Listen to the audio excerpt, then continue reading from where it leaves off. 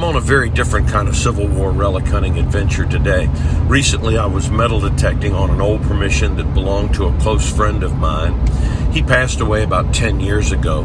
And as I sat and talked with his widow, she informed me that they had never disposed of his Civil War firearm collection. And she told me that if I'd like to go down and see the collection, that she'd give me first refusal on anything that I might want. What I'm really hoping is that I'm able to find a rifle, musket, or pistol that my dad owned. My dad and this gentleman were close friends, and they did a lot of trading back and forth. So it would be really cool to find something that was my dad's. But either way, I'm hoping to add to my collection of Civil War firearms today, but at the same time, take a deep dive into my past.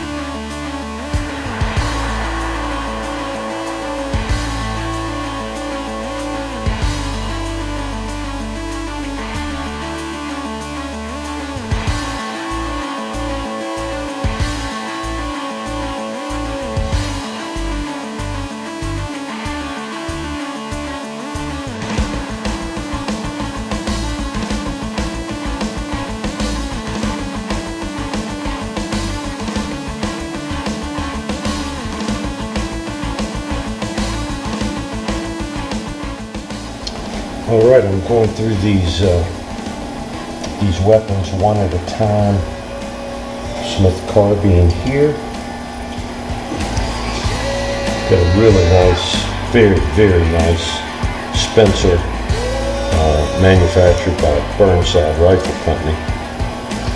This is in really nice shape. Fully functional, nice and tight. Listen to that.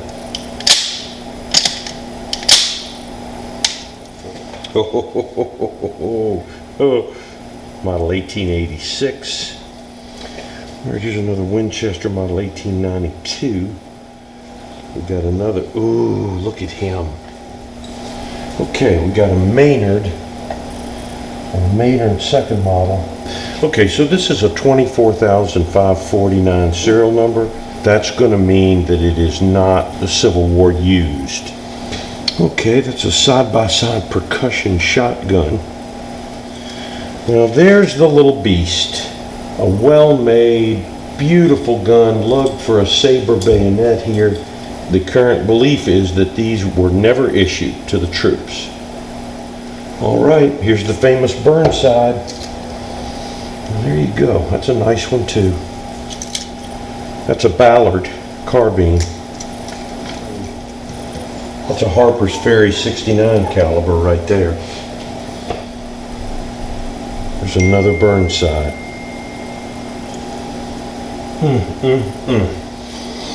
Okay, this is one you're not going to see very often. This is a very rare bird. This is a Jocelyn carbine. Brother, this has been a shocker. We didn't see the best stuff. I have not even looked in the pistol boxes yet. Another Burnside, rougher. Should be visible, maybe on the... I can't find anything there, but I do see a cartouche, a very worn cartouche. So all these Springfields, you're not interested in. I got a Smith, I got a Jocelyn, I got a Burnside. All right, I'm gonna send you some pictures. All right. Hall and Williams, Worcester, yes. Do a little bit of research on the Ballard and the 38 caliber.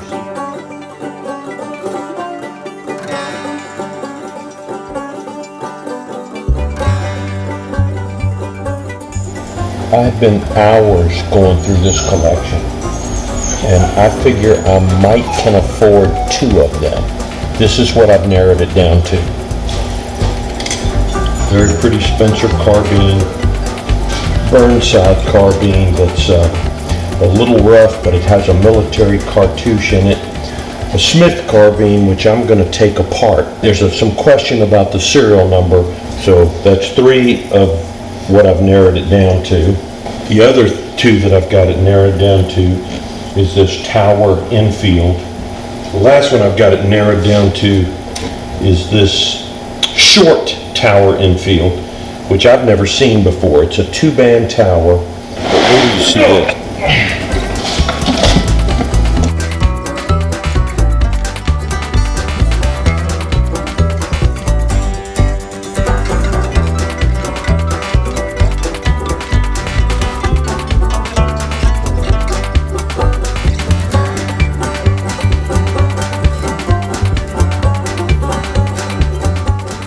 That's one bin.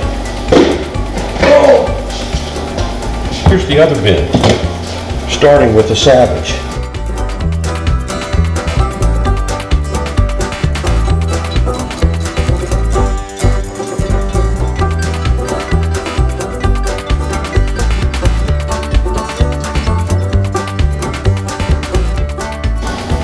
Now, on the one hand, this has been like Christmas to me, to be able to go through all these guns and to have first refusal on them. On the other hand, it's been torture because it's so much. I want to buy the whole lot, and I don't have that kind of money. That's a Colt pocket model.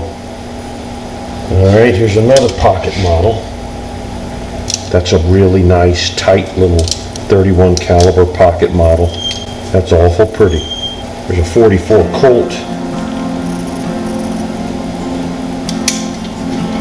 Alright, once again, matching serial numbers, 44 Colt model 1860.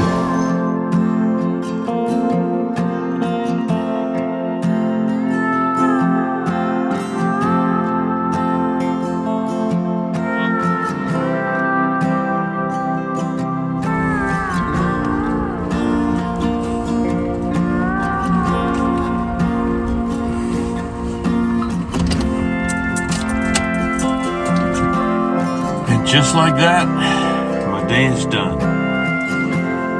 512 miles in 16 and a half hours.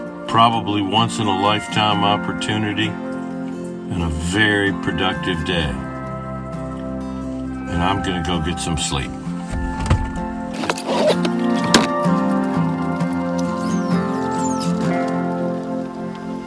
Okay, this is my first pick of the collection. This is the one I really wanted to bring home. Of course, this is a Spencer carbine. Everything is here. Everything is original. The action is really nice. So the angles are nice and sharp. The fit and finish here is perfect between the receiver and the forearm. Inspector's marks here and here. The barrel retains a good brown patina. There's no pitting, no rust. This should be a fine condition Spencer, but for one problem. See that split right there? That split takes it probably from fine condition to very good condition. The back loader swivels nicely, fully, completely functional. This is the one I really wanted to bring back to Cold Harbor. This was my second pick. If I could possibly afford 2, I wanted this to be my second pick. This is a Colt 44 Army, very low serial number. Unusual thing about this gun, this is a 4-screw Colt Army, which means that this was outfitted for a shoulder stock. But everything functions beautifully on this gun. The loading lever is nice and tight. The cylinder locks well. So that's just a pretty example of a Colt 44 Army. I had a little bit more money, and there was a very rough Tower 1863 muzzle loader. That one required a lot of work to get it in good shape. We'll talk about that next. This is just the stock of an 1863 Enfield Tower. Now these were made in England, and it's a Birmingham small arms made tower. The Birmingham small arms went by the initials BSA, and later they made the very famous BSA motorcycle. A lot of pitting and rusting, and patina is one thing, active rust is something else. You want to preserve the arm as well as you can. Every piece of brass on this tower looked like this nose cap. It's black, so you want the least aggressive method you can find. I decided to go with Never Dull pads. If you're careful with the Never Dull pads, you can take that black off without polishing it too much. Remember, it took 150 years to get that patina on the gun, and it only will take you a couple of minutes to really mess it up. And just carefully start rubbing the brass area. All right, look already. Can you see the black there? And there you can see that it's brass, but it's still got all of that patina. And look where I've used that Never Dull. All right, I'm gonna quit here. You can always clean more, but you can never clean less. If you go too far, you're gonna be sorry, and there won't be anything you can do about it. Yesterday, I did the butt plate. Here's the brass patina.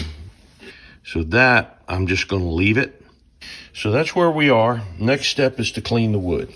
I've had this since my dad used it on his stuff. Here's what it looks like now, just really gunky.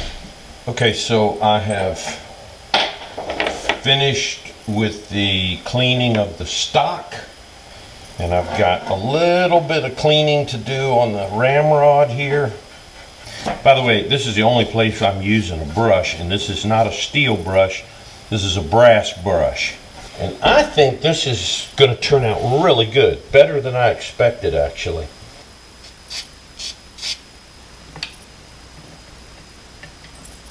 These are the two lock screws, and it's important that the longer lock screw goes in the front. All right, we want to make sure that the lock is in the down position. Trigger goes forward. Let's make sure it functions. Half cock, full cock, fire. So we're going to put this barrel together, and here's where we have to be careful, because until these barrel bands are in place, this could be cracked.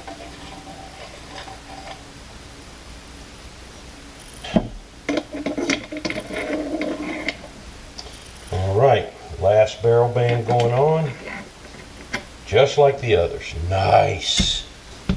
We're almost home. Let's put that ramrod in.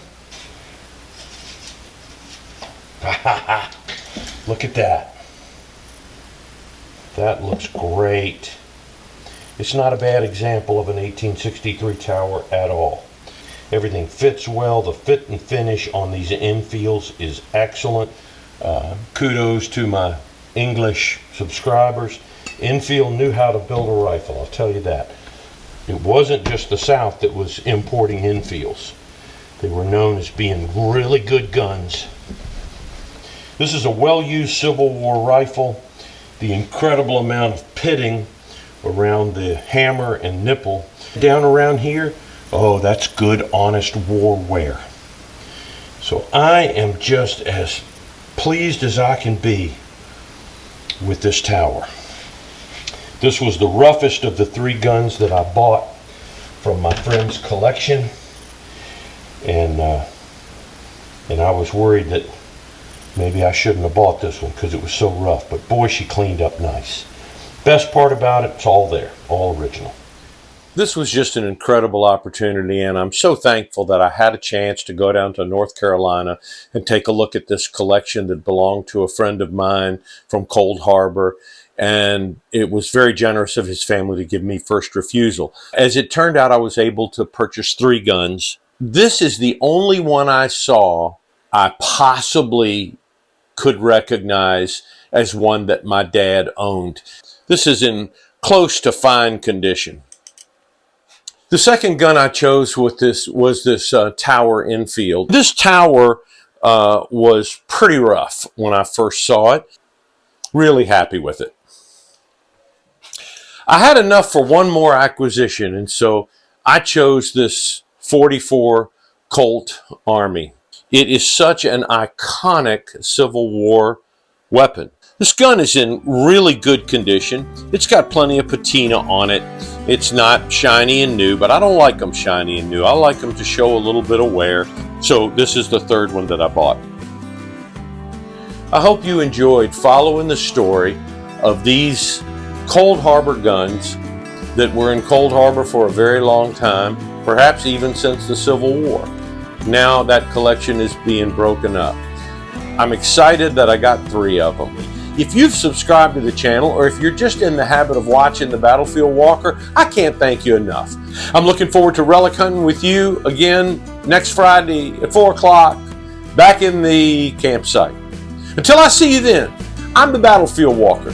Remember to be good and say your prayers.